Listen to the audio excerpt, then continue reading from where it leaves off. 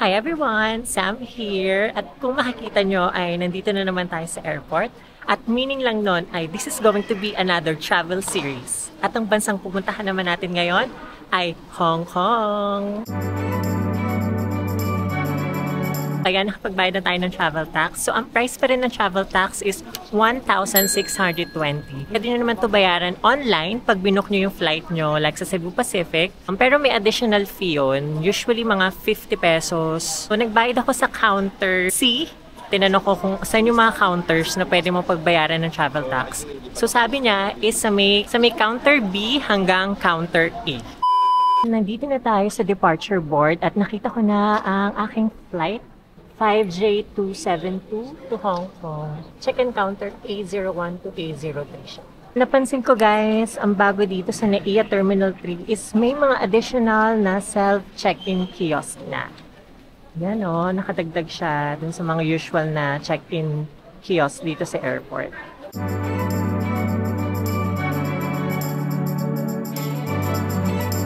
Hong Kong? Passport.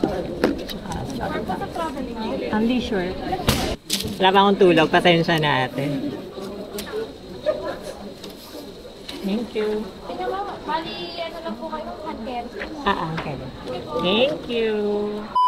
Punta na tayo sa check-in counter at nakuha na natin ang ating boarding pass. Actually guys, meron akong lutang moment. Kung nandun ako sa check-in counter, pinapatanggal lang pala ni ate yung cover ng passport ko. Medyo lutang ako, so umalis ako. So parang, nung umalis ako, parang ba't wala pa akong boarding pass? So, bumalik ako doon. So sabi ko, ate, wala pa yung boarding pass ko, hindi pa niya nabibigay. So, yung pala is, pinapatanggal lang niya yung passport cover ko.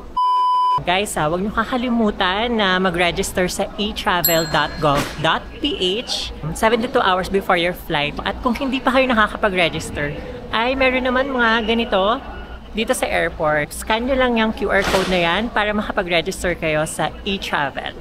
So yan, let's go na sa immigration.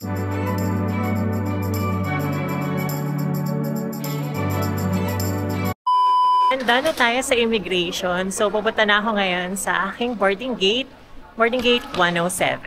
Guys, napansin ko lang, hindi na nila pinatanggal yung sapatos sa security check. Hindi ko alam kung bakit. So kung alam nyo yung reason, ba't hindi na nila pinapatanggal yung sapatos? Kasi last year, nung nag-travel ako papuntang Japan, is parang pinatanggal nila yung sapatos ko. Hindi ko na matandaan.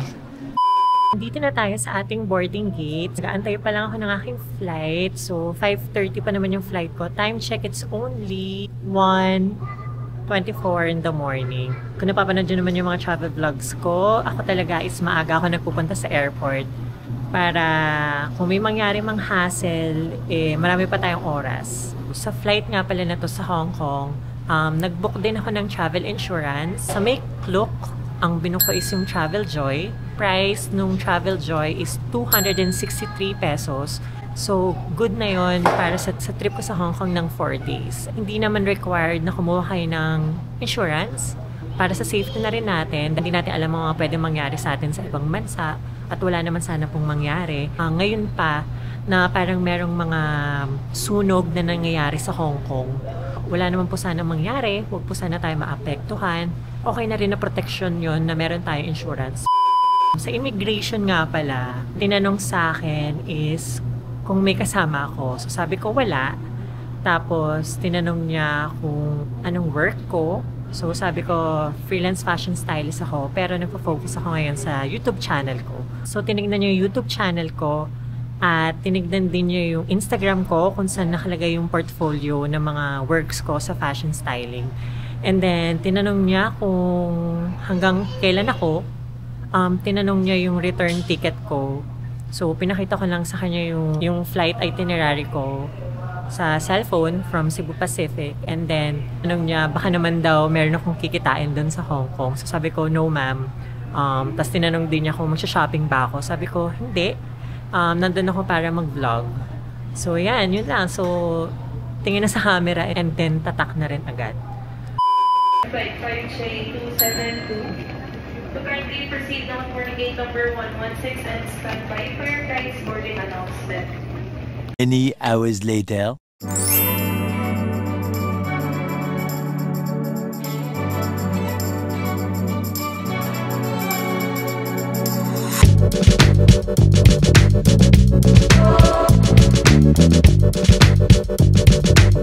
Many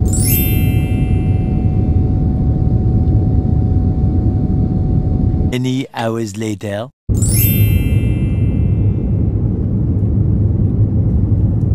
Finally, we are in Hong Kong. Sundan lang natin ang mga tao. Pupunta tayo ng immigration. Walang time difference ang Philippines at ang Hong Kong. Nag-take off yung eroplano sa Philippines ng 6:11 in the morning.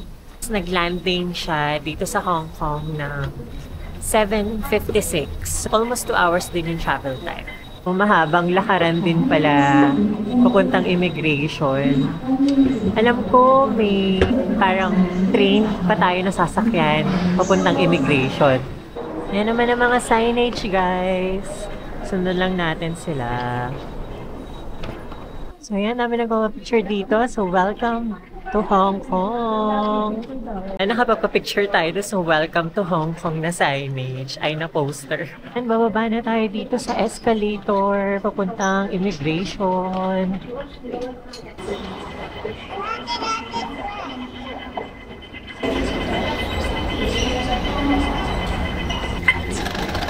So ayan na yung train na transfer papuntang immigration.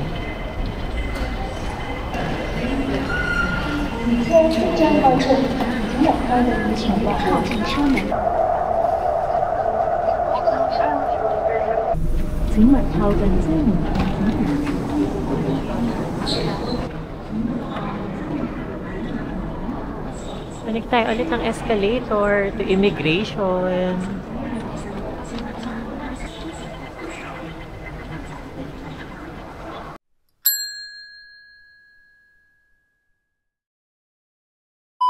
So ayan, doon na tayo sa immigration. And sa paglabas pala ng immigration, guys, ay nandito na yung carousel ng mga baggages. And by the way, guys, hindi tinatatakan yung passport nyo dito sa may Hong Kong. Bibigay lang sila ng ganito. Huwag nyo itong wawalain, guys, dahil alam ko nagkakaroon ng random check anywhere sa Hong Kong. So kailangan nyo ito ipakita na tourist lang kayo. So wala naman tayong i-declare at wala naman tayong kukuning baggage. Labas na tayo dito. Ayan, nandito na tayo sa may arrivals hall.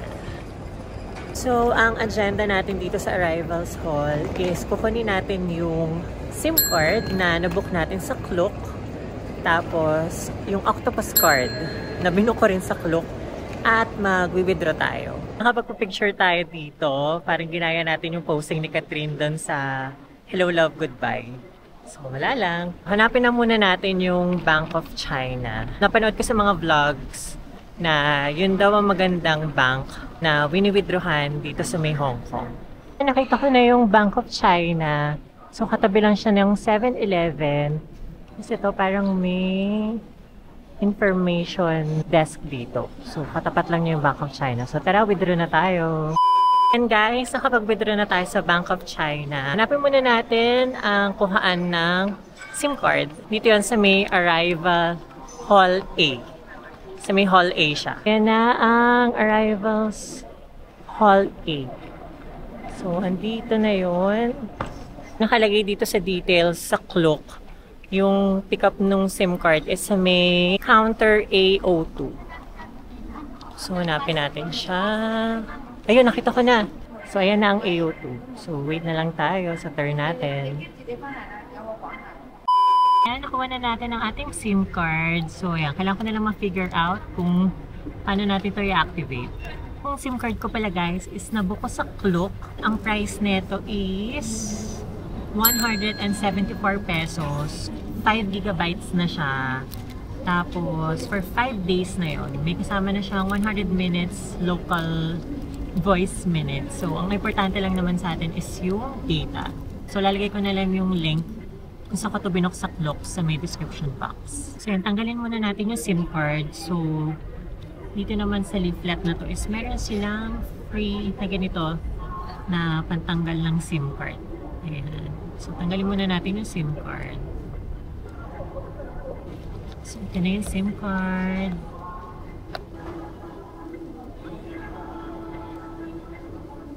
So, yan, nalagay na natin yung SIM card. So, open na natin siya kung mag-work. So yan, nagkaroon naman ng signal. So next is, yan, nakareceive ako ng confirmation SMS. So click ko daw yan. And then, nakalagay dito, real name registration is required before using this SIM card. So, yan, nakalagay. So click lang natin yan. Ayan. So lalabas to. So kailangan pala natin buksan yung data natin, guys. So, start. So, nakalagay dito is scan and upload your identity document original. So, meron dito for Hong Kong identity card user. And then, meron dito HKID. Tapos, dito yata tayo sa other identity document. So, click natin. May lalabas na prompt na I do not hold a Hong Kong identity card. So, start. Kailangan mo mag-scan and upload your identity. So, lagay natin is passport. After natin ma-upload yung picture ng passport natin, kailangan na natin maglagay ng personal information. So, yan. Nakalagay na dito yung your prepaid SIM card quota under yung passport number ko. Tapos yung SIM registration, auto-input yung nilagay. So, auto-verify ICCID. So, continue lang. Kailangan natin yun sa terms and conditions, I hereby declare the information provided is true and correct. Yan. Submit.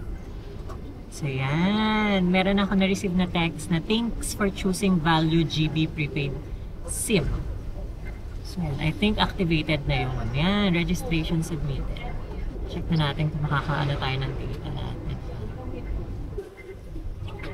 Ayan na, meron na tayong data. Okay na ang data natin. So, next stop ay kukunin naman natin ang ating Octopus card. So, katapat lang yun nung sa may counter ko sa kinuha yung SIM card ko. Sa may A13 siya. So, ayun yung A13, may nakalagay na OBS. So, ayan, nakuha na natin ang ating Octopus card. So, sabi ni ate, meron na tong laman na 50 HKD. And so, dito lang yan sa may likod ko. So, sabi niya, pwede ako mag-top up ng credits ng Octopus card sa may 7-Eleven or sa may MTR. So, try na natin sa may 7-Eleven tayo mag-top up. Since may 50 HKD na yung Octopus card, ang plano kong i-load sa kanya sa 7-Eleven is around 200 HKD. So, mga 1,500 pesos na yun sa atin. Para na yun sa buong trip ko dito sa may Hong Kong. Gagamitin ko lang naman yung Octopus card sa pagsakay ng train, sa pag-commute. So, feeling ko okay na yung 1,500. So, ayan eh, 7-Eleven. Bumalik lang ako. So, ayan, nakapag-add tayo ng 200 credits sa Octopus card natin. So, let's go! And done na tayo sa mga kailangan nating kunin dito sa airport. So, punta na tayo ngayon sa bus station kung saan tayo sasakay papunta sa ating hotel. So, dito yung mga bus. Kailangan lang natin siyang sundan. Ayan, nakalagay naman to city. So, diretsuhin lang natin ito. So, diretso lang. Tapos, kakanan tayo. Yun yung signage nung bus. Yan. Kanan na tayo.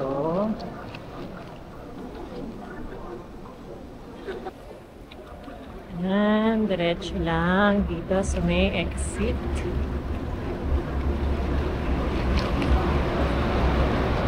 So, ayan na ang bus terminus. So, dito mo makikita kung anong bus ang kailangan mo sakyan papunta sa hotel mo. So, tayo ay na tayo ng Jordan at ng Nathan Road. So, ang sasakyan ko ay A21. Ayan, nakita ko na. Hanapin na natin ang A21. Halabas na ako ng airport and yung weather is medyo malamig. Hindi ganun kalamig. Parang Tagaytay feels. Tolerable naman yung lamig niya. Hindi super lamig. Sakto lang. So yan, nakapila na tayo. Waiting na lang.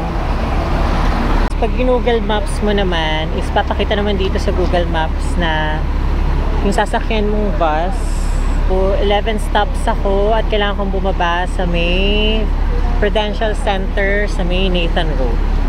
So, yun na. So, hindi na tayo umabot sa bus na to. Wala na daw lagay ng luggage. So, next bus na lang. So, since di na tayo umabot to sa bus, as per Google Maps, ang dating nung bus is 11:21 AM. So, 11:18 na. So, sakto. Ayun na yung bus. Let's go! So, that $34.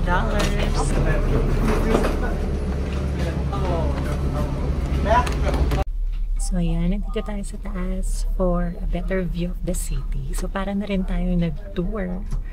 Ayan o, may CCTV.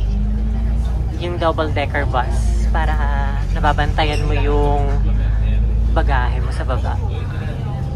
Nice.